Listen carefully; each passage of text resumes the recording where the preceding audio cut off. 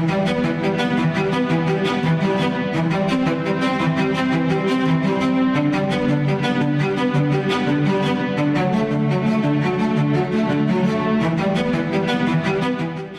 जमाने की beauty queen और बेमिसाल अदाकारा पूनम ढिल्लों के बारे में तो आपको पता ही होगा। वो करीब 80 से ज्यादा फिल्मों में काम कर चुकी हैं और आज भी वो कई प्रोजेक्ट्स के लिए एक्टिव हैं। 1978 में मिस इंडिया यंग कंपटीशन जीतने के बाद पूनम ढिल्लों ने अपना फिल्मी सफर फिल्म त्रिशूल से शुरू किया और फिर पलट कर कभी नहीं देखा। वो पर्दे पर जितनी खूबसूरत दिखती हैं उतनी ही खूबसूरत इंसान वो असल जिंदगी में भी हैं। लेकिन उनकी जिंदगी के कुछ ऐसे पहलू भी हैं जिनके बारे में शायद आप ना जानते हो। आज हम बात कर रहे हैं एक्ट्रेस पूनम ढिल्लों की लव लाइफ के बारे में। उनकी जिंदगी में 3 अहम इंसान थे, 3 बड़े प्रोड्यूसर्स जो पूनम की लव लाइफ से जुड़े हुए थे। पूनम की पहली फिल्म जैसे ही हिट हुई वैसे ही उनके सामने कई प्रोड्यूसर्स डायरेक्टर्स की लाइन लग गई। पूनम को अपने फिल्मों में लेने के लिए सभी तैयार थे। ये नई लड़की बॉलीवुड की टॉप एक्ट्रेसेस में से एक बनने का दमखम रखती थी। पूनम ढिल्लों की अगली फिल्म होने वाली थी नूरी। रमेश तलवार ने पूनम के साथ काम करने की इच्छा जाहिर की और यश चोपड़ा से बात की। ये आइडिया यश चोपड़ा को बहुत पसंद आया और फिल्म की शुरुआत हो गई। इस फिल्म की शूटिंग के दौरान रमेश और पूनम बहुत करीब आ गए थे। रमेश को पूनम से प्यार हो गया था और जब पूनम ने मुंबई में रहने की इच्छा जताई थी तब रमेश तलवार ने पूनम के लिए एक बंगला भी खरीद लिया था। हालांकि रमेश को पूनम सिर्फ एक दोस्त की तरह ही समझती थी।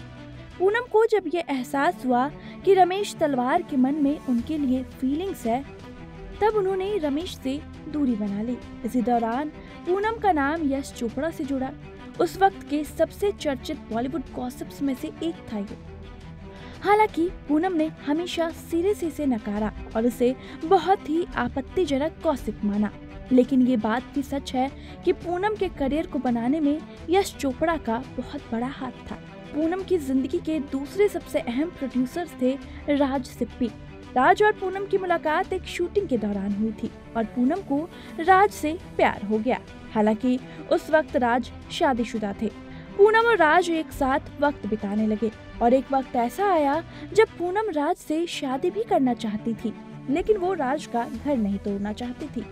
वो ये बर्दाश्त नहीं कर पाती कि किसी का परिवार उनकी वजह से टूट गया। यही कारण है कि पूनम ने राज से रिश्ता तोड़ लिया। पूनम की जिंदगी में 1988 साल बहुत से बदलाव लेकर आया। इसी साल ब्रेकअप से लेकर उनके पिता के देहांत तक उन्हें बहुत कुछ झेलना पड़ा था।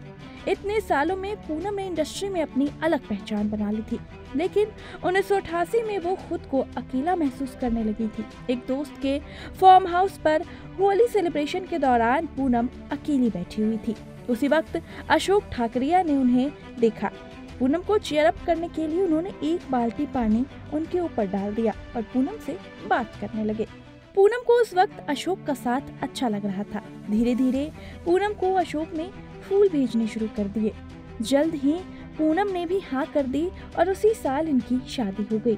पूनम को लेकर लोग ये कहने लगे कि उन्होंने ये शादी बहुत जल्दी कर ली और ये सिर्फ पुराने ब्रेकअप से उबरने का एक तरीका है। पूनम ने तो शादी के बाद फिल्मों से ब्रेक ले लिया और 2 बच्चों की मां बनने के बाद उन्होंने ये महसूस किया कि उनके पति काम में कुछ ज्यादा ही व्यस्त हो गए हैं। पूनम ढिल्लों भी बॉलीवुड को मिस करने लगी। इसके बाद साल 1994 में पूनम को पता चला कि उनके पति का एक्स्ट्रा मैरिटल अफेयर चल रहा है। पूनम को बहुत बड़ा शॉक लगा, लेकिन उन्होंने ये सब छुपाने की जगह खुद भी अफेयर कर अशोक को सबक सिखाने की कोशिश की, पर वो इस शादी को ज्यादा नहीं चला पाई और 1997 में पूनम ने तलाक लेकर बच्चों को अपने साथ ही रखा। पूनम ने 2 बच्चों की जिम्मेदारी अकेले संभाल ली और दोबारा अपने पैरों पर खड़े होने के लिए उन्होंने एक्टिंग शुरू की। पूनम ने बिग बॉस में भी हिस्सा लिया और वो फिल्मों में भी वापस आई। जिंदगी के कई पड़ाव ऐसे रहे हैं जब पूनम ने बहुत कुछ झेला है, लेकिन फिर भी वो किसी भी हाल में पीछे नहीं रही। पूनम की यह हिम्मत उन्हें सुपर वुमन बनाती है।